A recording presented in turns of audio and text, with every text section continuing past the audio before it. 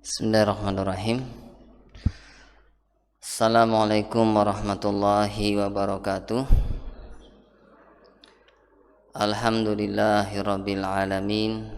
Wassalatu wassalamu ala asyrafil anbiya'i wal mursalin Nabiyyina Muhammadin wa ala alihi wa sahbihi ajma'in, amma ba'd.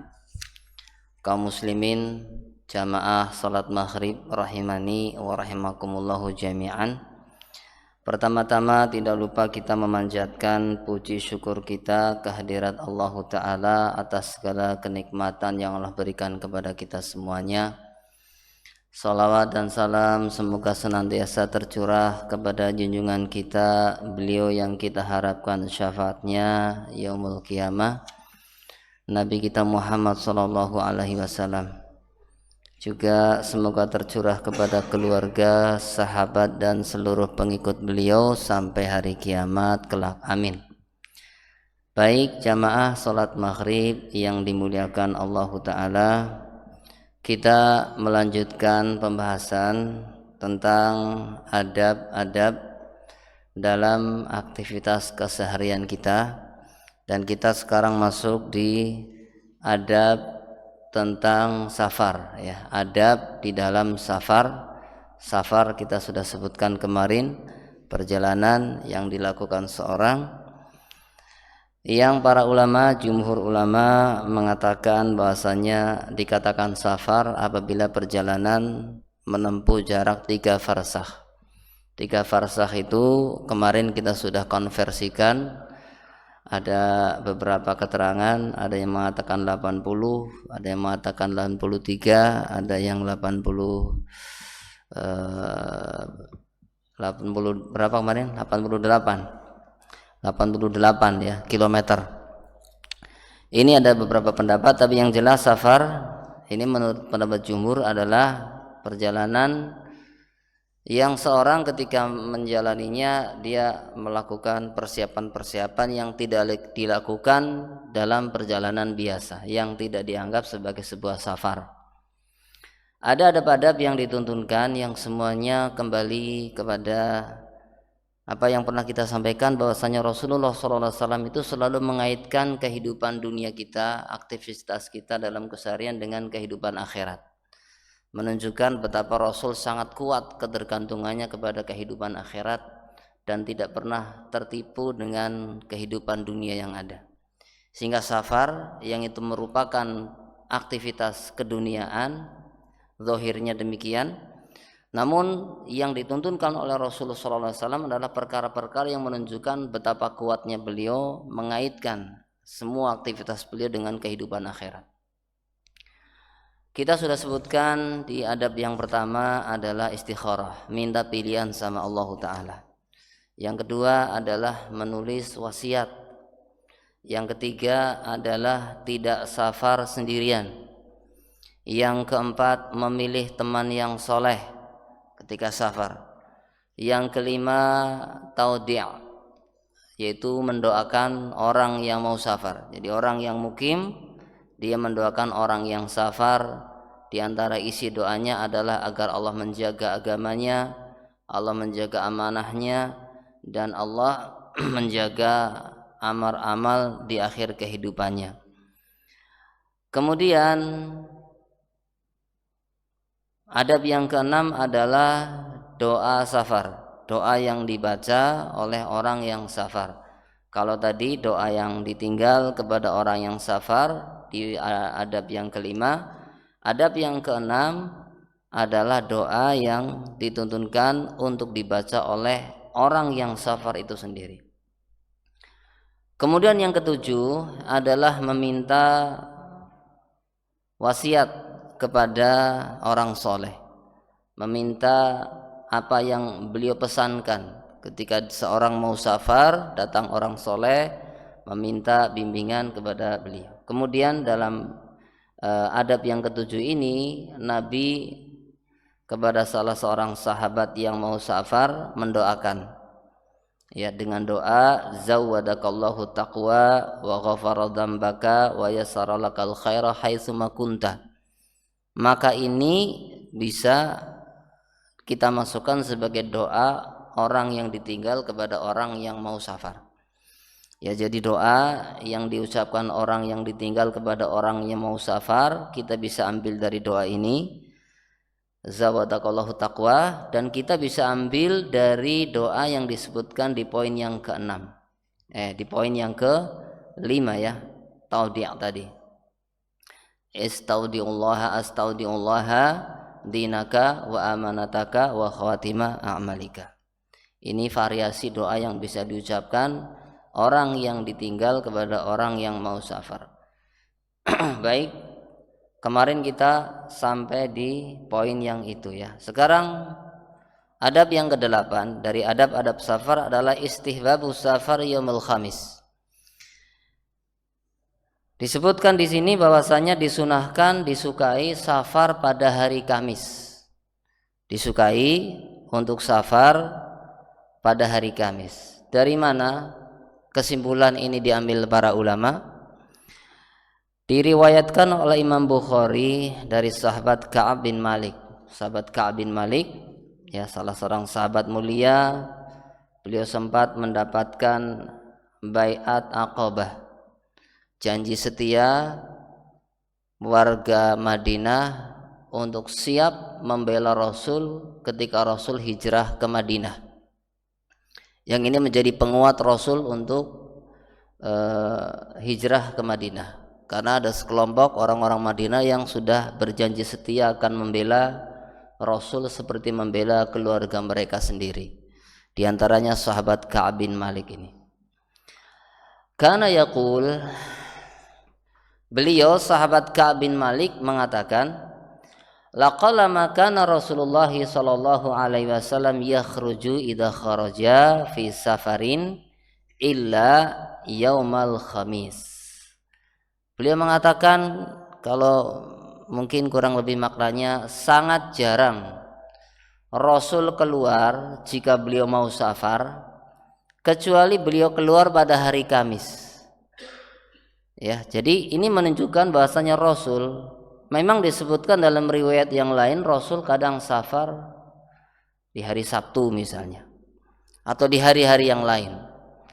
Tapi kalau kita menilik pada hadis ini menunjukkan bahwasanya seringnya Rasul itu safar di hari Kamis.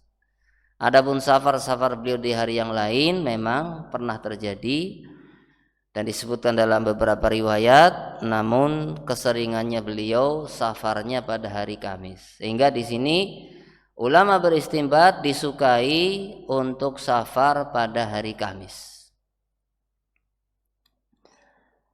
Hadis yang lain yang senada dengan ini, hadis riwayat Imam Bukhari juga dengan lafaz yang lain dari sahabat Ka'ab bin Malik juga. Beliau mengatakan, anna Nabiy sallallahu alaihi wasallam kharaja yaumal khamis fi ghazwati Tabuk. Bahwasanya Rasulullah sallallahu alaihi wasallam keluar pada hari Kamis untuk berangkat perang Tabuk. Perang Tabuk itu perang yang terjadi di tahun yang ke-9 Hijriah. Perang terakhir Rasul sallallahu alaihi wasallam. Yang dihadapi adalah tentara Romawi di Syam. Ya, ketika Rasul sudah sampai di sana menunggu, ternyata tentara Romawi tidak berani datang ke medan perang. Akhirnya Rasul pulang, tidak terjadi peperangan. Namun telah menunjukkan kemenangan kaum muslimin karena tentara Romawi tidak berani mendatangi kaum muslimin di medan Tabuk ini. Ya, kisah perang Tabuk yang masyhur dari kisah ini adalah adanya 3 sahabat yang mereka tidak ikut perang, yang mereka diboikot oleh Rasul sallallahu alaihi wasallam selama 50 hari. Jadi mereka, sahabat-sahabat ini, tidak punya alasan untuk tidak ikut perang. Tapi mereka nggak ikut perang. Ya, diantaranya Ka'ab bin Malik sendiri yang tadi bercerita. Beliau termasuk orang yang diboikot oleh Rasul sallallahu alaihi wasallam. Ya.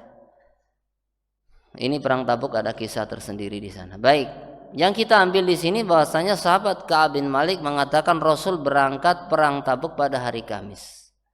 Dan beliau sahabat Ka'ab bin Malik bahkan mengatakan wa kana yuhibbu an yakhruja yaumal khamis, dan Rasul itu suka untuk berangkat di hari Kamis. Ya, ini ungkapan dari sahabat Ka'ab bin Malik, ungkapan yang tidak bisa kita pandang sebelah mata. Kesimpulan dari seorang sahabat yang menyaksikan bagaimana keseharian Nabi Shallallahu Alaihi Wasallam secara langsung. Ketika mereka menyimpulkan sebuah kesimpulan dari perilaku Nabi Shallallahu Alaihi Wasallam, maka kesimpulan mereka tidak bisa kita pandang sebelah mata. Ya, dan ternyata demikianlah keadaannya. Beliau mengatakan Rasulullah Sallallahu Alaihi Wasallam itu menyukai ketika safar beliau keluar di hari Kamis. Banyak hikmah yang disebutkan para ulama, namun ini sifatnya ijtihad dari para ulama. Adapun hikmah sebenarnya kenapa Rasul suka dengan hari Kamis, ini tidak ada disebutkan keterangan dari Nabi Shallallahu Alaihi Wasallam. Namun ketika sebuah syariat telah ditetapkan, maka tidak perlu ketidaktahuan kita terhadap hikmah kenapa disyariatkan syariat tersebut kemudian menghalangi kita untuk meyakini. Maksudnya begini, contoh, ketika diharamkan daging babi, orang mungkin bertanya kenapa daging babi haram. Ini orang mencari hikmah. Kenapa haram?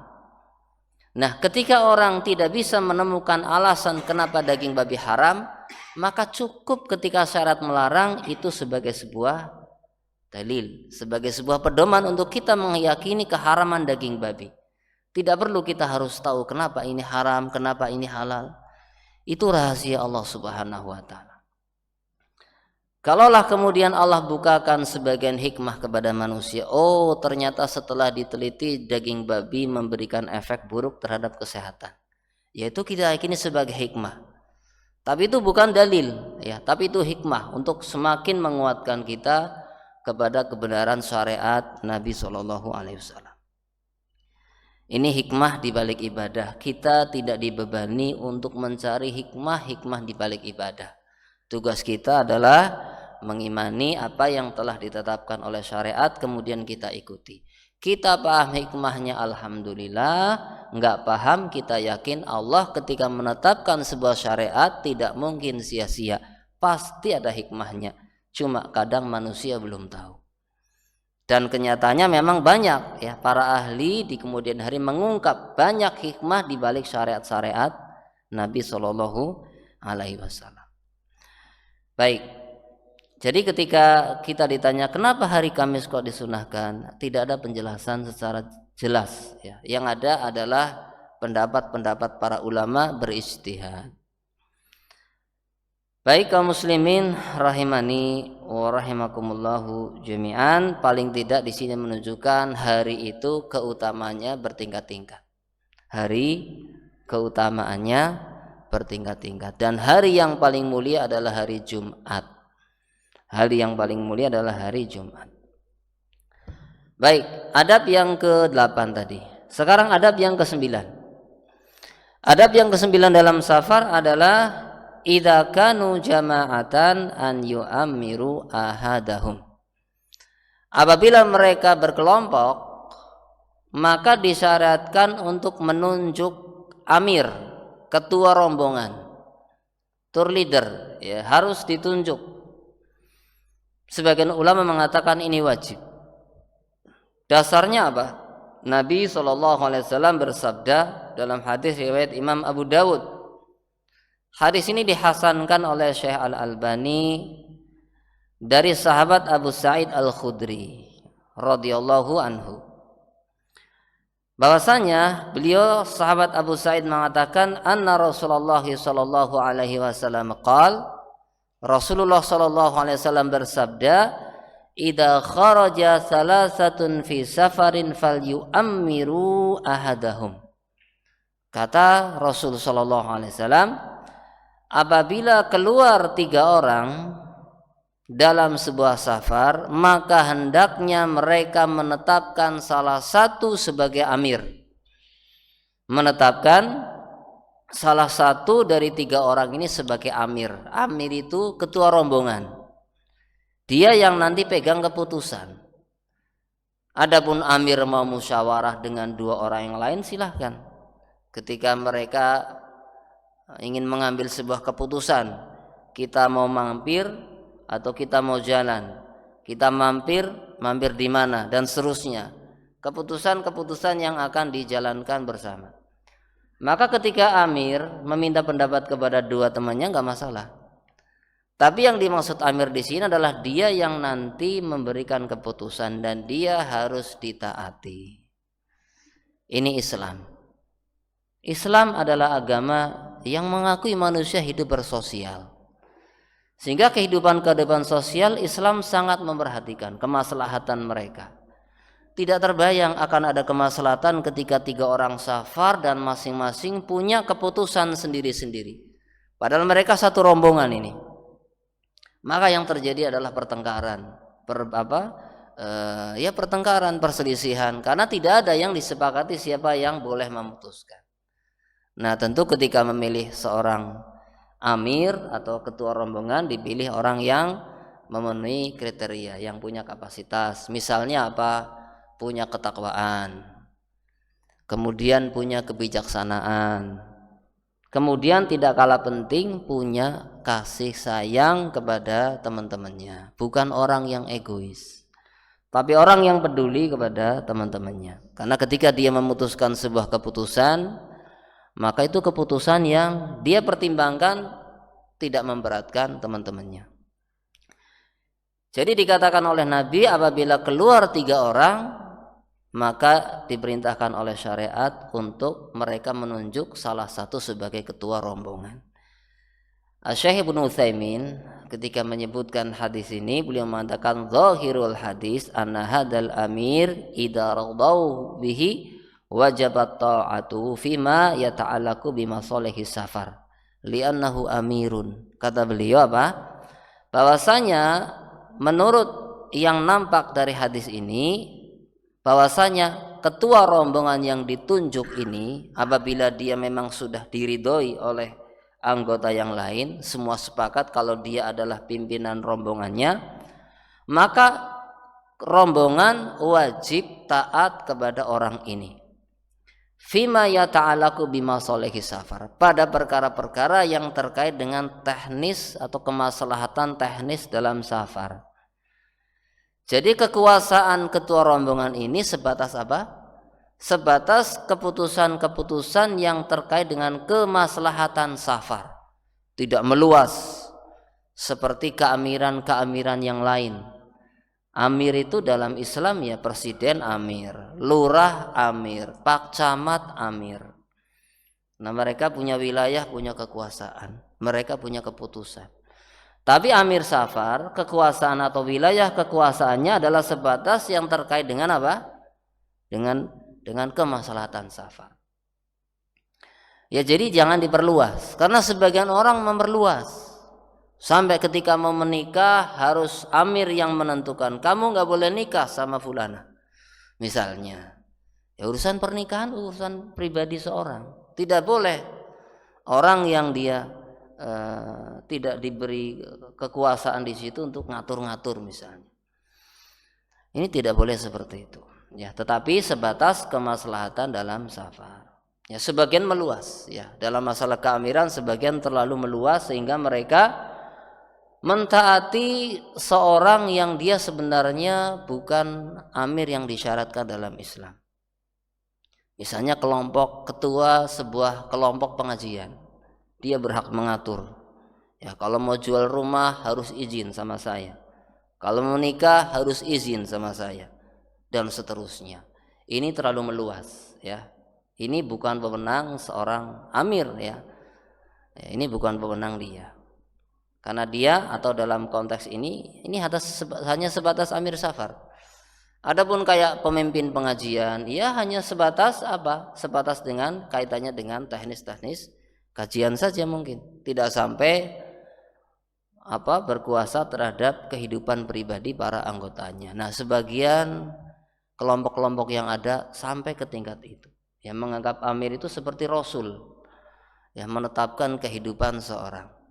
Ini menyelisihi syariat. Karena amir yang diakui dalam Islam yang berhak mengatur sampai ke sana adalah amir yang apa? Yang dia resmi, punya wilayah dan punya kekuasaan.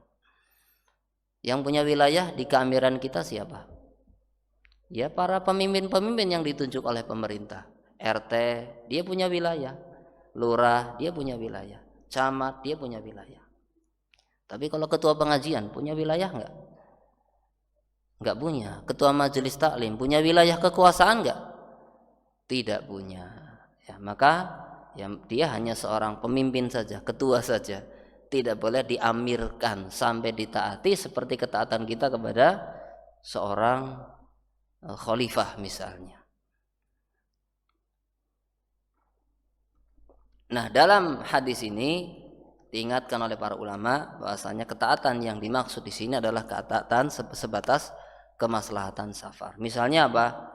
Yaitu tadi kita mau mampir kemana ini, kita mau makan apa ini, atau sebelum berangkat disepakati kita bawa bekal atau enggak, kita mau naik apa dan seterusnya.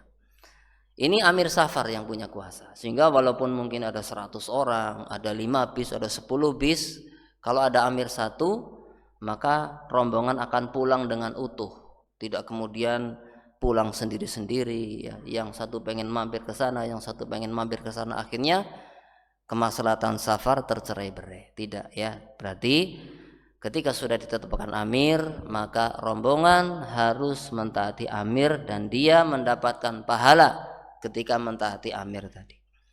Maka dalam pemilihan amir tadi diperhatikan memang orang-orang yang punya kapasitas. Baik, ini salah satu adab dalam safar. Berikutnya yang ke-10, adab yang ke-10. Alla yashabu mahu jarosun au musiqi. Tidak membawa lonceng atau membawa alat-alat musik. Tidak membawa lonceng atau tidak membawa alat-alat musik. Diambil dari mana? Sebuah hadis riwayat Muslim dari sahabat Abu Hurairah. Di sana menyebutkan anna Rasulullah sallallahu alaihi wasallam qol, Rasulullah sallallahu alaihi wasallam bersabda, hukum lonceng. Lonceng insyaallah paham ya? Lonceng, teng teng teng itu lonceng. Al-jarasu mazamiru syaitan. Lonceng adalah alat musiknya setan. Ya, sabda Rasul sallallahu alaihi wasallam. Kenapa bisa begitu? Ya Rasul mengatakan begitu. Ya Rasul tahu perkara gaib, kita enggak tahu. Lonceng adalah mazamiru syaitan, alat musiknya setan. Berarti perkara yang diharamkan dalam agama. Ketika syariat adzan belum ditetapkan, sempat sahabat ada yang usul, kita panggil orang sholat dengan lonceng saja.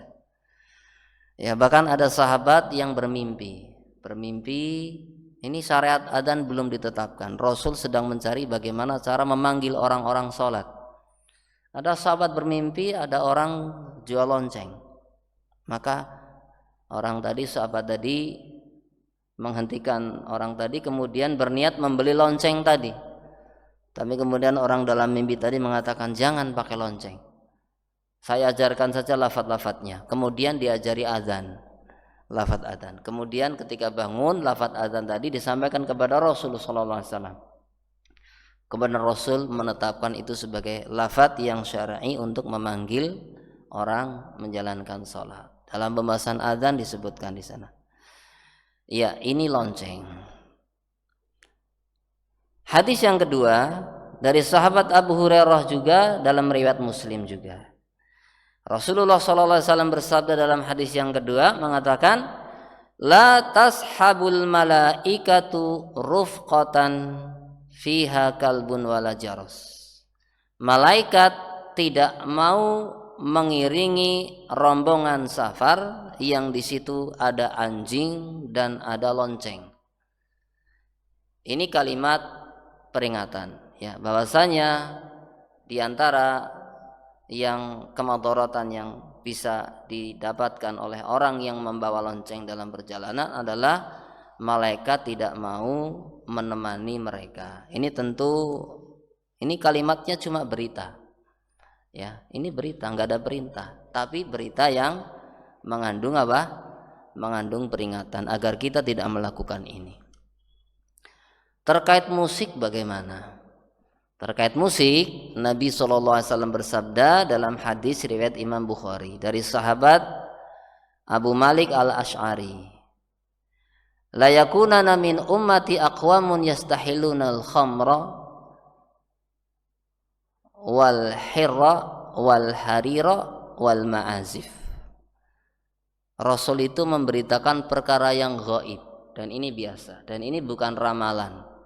Ini namanya tanda kenabian. Betapa banyak Rasul mengkhabarkan sebuah berita, kemudian terjadi persis seperti apa yang beliau beritakan. Misalnya Rasul mengatakan umat Islam akan terpecah menjadi sekian. Ini Rasul ucapkan di masa Rasul. Ketika para sahabat bersatu, nggak kebayang mereka umat Islam akan berpecah.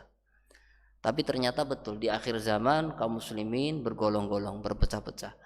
Masing-masing mengaku yang paling benar. Contoh, ya, terjadi seperti apa yang Rasul beritakan. Banyak sekali berita-berita dari Rasul SAW yang kemudian berita tadi terjadi persis seperti yang Rasul beritakan.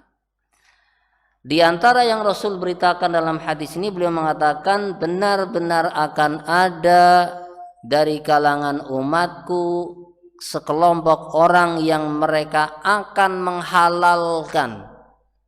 Apa kata Rasul? Akan menghalalkan. Akan menghalalkan apa? Akan menghalalkan khamr. Akan menghalalkan hir. Hir itu bahasa kiasan, maksudnya zina, perzinahan. Akan menghalalkan harir. Harir itu pakaian sutra. Ya, kita sudah bahas dulu, sutra haram bagi laki-laki. Bagi perempuan memang boleh, halal. Dan Rasul mengatakan akan menghalalkan ma'azif. Ma'azif itu alat musik. Dari kalimat ini mana yang menunjukkan haramnya khamr, haramnya zina, haramnya harir, haramnya ma'azif? 4 ini dari mana? Dari kalimat Rasul, akan ada di kalangan umatku yang menghalalkan. Berarti halal apa enggak asalnya? Berarti asalnya enggak halal, tapi dihalalkan sama orang-orang ini. Menunjukkan perkara-perkara ini adalah perkara yang diharamkan dalam Islam. Maka di sini pada adab yang ke-10 hendaknya dihindari ketika safar kita membawa benda-benda ini. Ya, demi keberkahan dan keriduan Allah dalam safar kita. Kan kemarin doanya juga begitu, ya. Meminta kepada Allah ketaatan, meminta kepada Allah keriduan. Doa kita mau safar. Ya, Allahumma inni as'aluka fi safarina hadal birra wat taqwa wal amali ma tarda. Minta agar diberi taufik untuk melakukan amalan-amalan yang Allah ridhoi. Ini diantara doa safar. Sehingga ketika safar kita tidak melakukan amalan yang membuat Allah tidak ridho kepada kita. Dan ini perkara yang Allah nggak ridho ini. Ya, ini perkara yang Allah tidak ridho. Baik. Adab yang ke berapa tadi? 10 ya. Adab yang 10.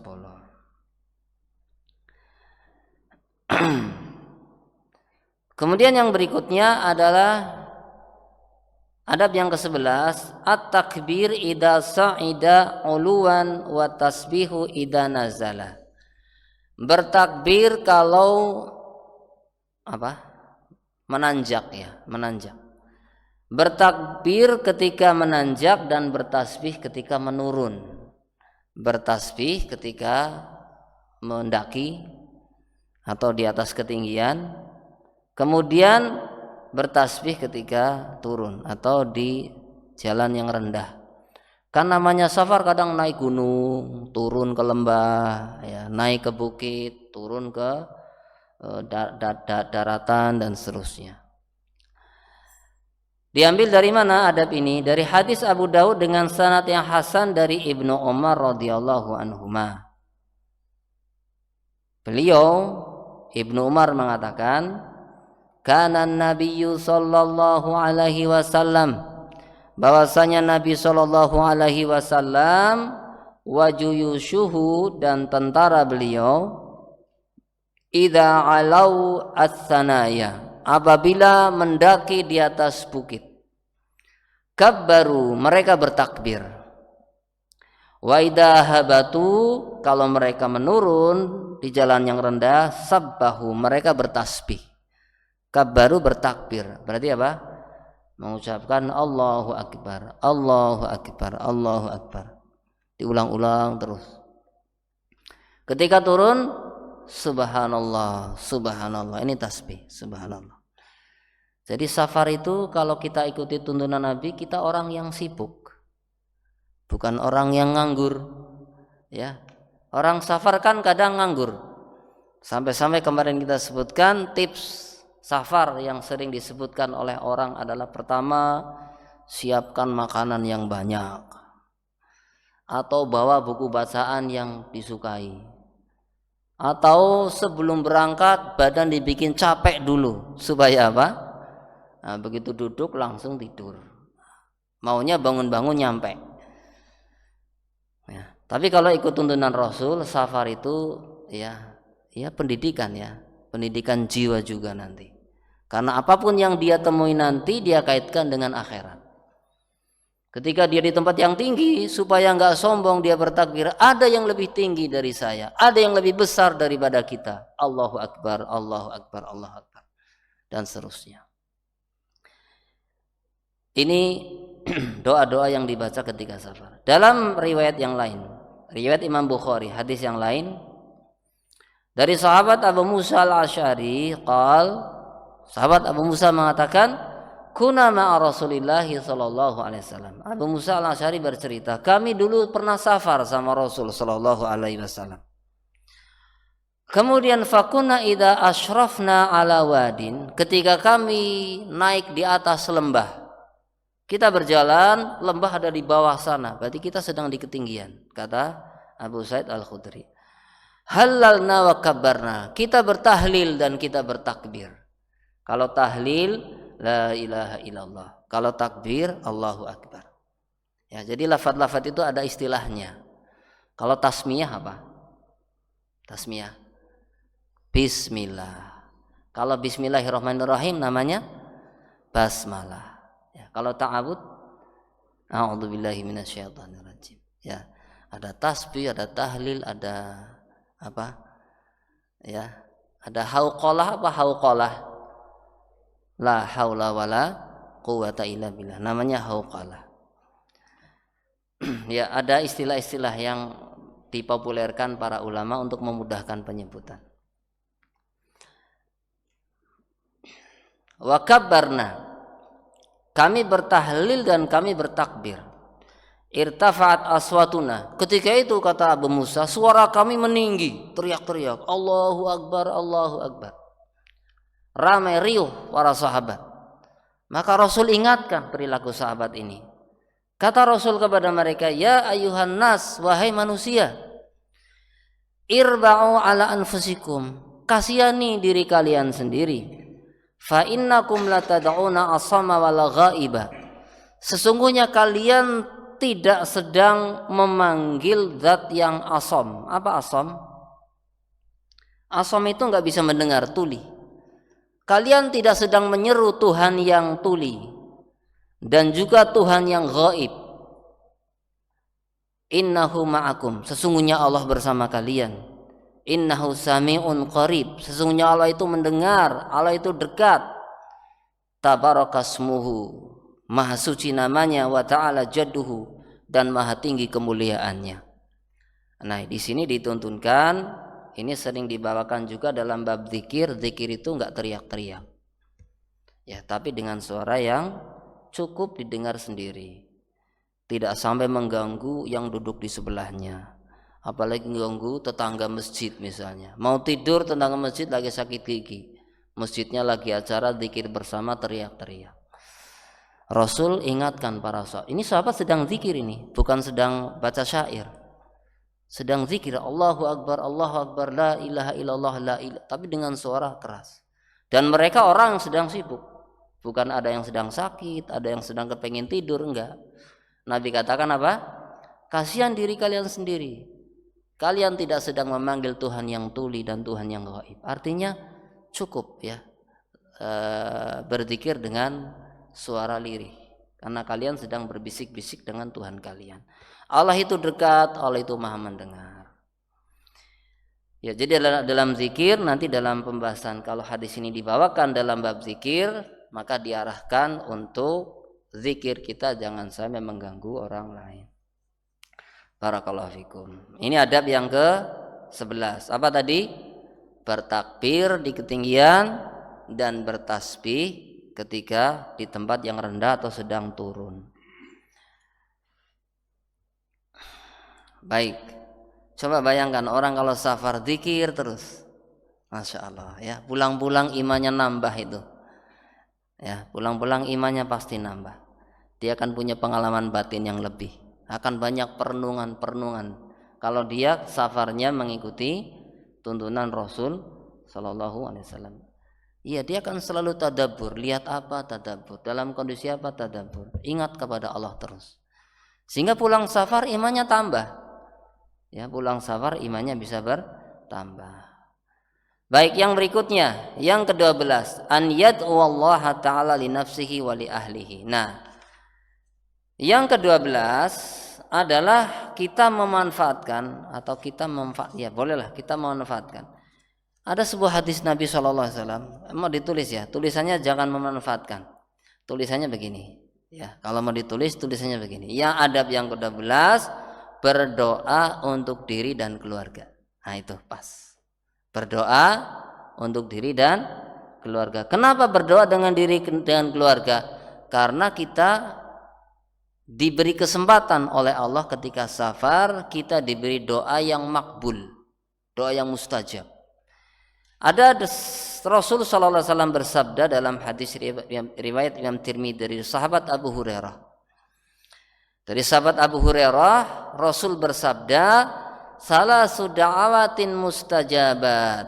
Ada 3 doa yang mustajab. Berapa? 3 doa mustajab. Ada doa yang lain, cuma Rasul di sini sebutkan 3. Ada 3 doa yang mustajab. Coba kalau kita ditawari doa mustajab, seneng nggak? Ya, kita kan sedang nyari doa yang mustajab ini. Makanya kita kalau doa gimana caranya supaya doa kita dikabulkan? Kita wudhu, kita hadap kiblat, kita cari tempat yang sepi, kita mungkin cari waktu tengah malam, kita mungkin sholat dulu, kita mungkin apa dulu, sedekah dulu dan sebagainya. Supaya apa? Supaya doa kita mustajab. Kita pengen punya doa mustajab. Ini Rasul tawarkan doa mustajab. Ya, kita nyari-nyari doa mustajab, Rasul tawarkan dalam hadis ini ada 3 doa yang mustajab. Kesempatan atau bukan kesempatan? Kesempatan. Apa itu? Rasul mengatakan da'watul mazlum. Doanya orang yang terzalimi. Wa da'watul musafir. Doanya orang yang safar. Da'watul walid ala walidihi. Dan doanya orang tua untuk kejelekan anaknya. Ala. Ya, doa orang tua untuk kejelekan anaknya. Ini mustajab. Makanya doa orang tua ini harus kita waspada. Jangan sampai kita bikin orang tua marah, kemudian orang tua mendoakan kejelekan kepada kita. Nanti kita kena doa mustajabnya orang tua. Kita juga hati-hati jangan zalim sama orang. Karena orang yang terdolimi dikasih sama Allah doa yang mustajab. Jadi kalau kita zalim sama orang, hati-hati jangan sampai orangnya doa. Nanti doanya terkabul, kita kena nanti. Ini bahaya kezaliman, ya. Jadi bahaya kezaliman begitu. Nah, di antara doa mustajab adalah doanya orang yang safar. Jadi ketika kita safar, kita diberi kesempatan oleh Allah punya doa yang mustajab. Apalagi safarnya safar menuntut ilmu, jauh dari orang tua. Dia sudah safar, dia sedang posisi menuntut ilmu, ya. Maka kesempatan-kesempatan yang ada pada dia bisa dia manfaatkan untuk banyak berdoa kepada Allah. Baik. Jadi adab yang keberapa tadi? Ke-11, berdoa untuk kebaikan diri dan keluarga. Dan yang lain, silakan. Adab yang ke-13, idza nazala baladan ista'adza billahi min syarriha. Kalau singgah di sebuah tempat, ini adab yang ke-13, ketika singgah di sebuah tempat maka minta perlindungan kepada Allah dari kejelekan tempat tersebut. Kita kan singgah dalam safar ke sebuah tempat, misalnya apa? Hujan, mampir, ada rumah kosong, kita duduk di terasnya. Kita nggak tahu yang di situ ada apa, ada siapa. Kan ada makhluk yang kelihatan, ada makhluk yang tidak kelihatan. Mungkin ada ular, mungkin ada bahaya apa tersembunyi di tempat itu, kita nggak tahu. Atau mungkin ada jinnya, kita nggak tahu. Maka kita bisa terkena bahaya dari makhluk-makhluk yang ada di situ. Sementara kita harus singgah di situ. Sehingga yang dituntunkan adalah kita minta perlindungan kepada Allah. Rasul bersabda dalam hadis riwayat Muslim, "Man nazala manzilan." Barang siapa yang singgah di sebuah tempat, summa qala, kemudian dia membaca doa. Apa doanya? Dihafalkan ini ya. A'udzu bikalimatillahi tammati min syarri ma khalaq. Sudah hafal? Hafal ya? A'udzu bikalimatillahi tammati min syarri ma khalaq. Aku berlindung dengan kalimat-kalimat Allah yang sempurna dari kejelekan apa yang Dia ciptakan. Kata Rasul, barang siapa yang singgah di sebuah tempat membaca doa ini, Rasul katakan, lam yadurruhu syai'un, maka dia tidak akan terkena bahaya apapun. Hatta yartahila min manzilihi dzalika, sampai dia meninggalkan tempat tersebut. Jadi selama dia masih butuh untuk singgah di situ, Allah akan jaga sampai hajatnya selesai, kemudian dia sudah waktunya pergi melanjutkan perjalanan, Allah jaga terus. Ini yang dituntunkan, ya, karena tadi ya ketika kita singgah di sebuah tempat kita nggak tahu. Namanya setan nggak kelihatan. Setan bahkan ada setan manusia, ada setan dari kalangan jin. Mungkin kita duduk sama teman-teman yang dia juga musafir, jangan-jangan dia setan, orang yang jahat misalnya. Nah, kita nggak tahu. Ini yang dituntunkan dalam Islam, dan ini sebagai pengalternatif pengganti karena orang jahiliyah dulu ketika safar dan singgah di sebuah tempat yang sepi, tempat yang menurut mereka angker, mereka mengatakan a'udzu bisayyidi hadzal wadi min syarri qaumihi, atau kalimat yang semacam itu. Mereka mengatakan, saya berlindung kepada yang bau rekso tempat ini dari kejelekan para pengikutnya. Ini maksudnya berlindung kepada siapa? Iya, mereka meyakini tempat itu ada jinnya, ada yang bau rekso.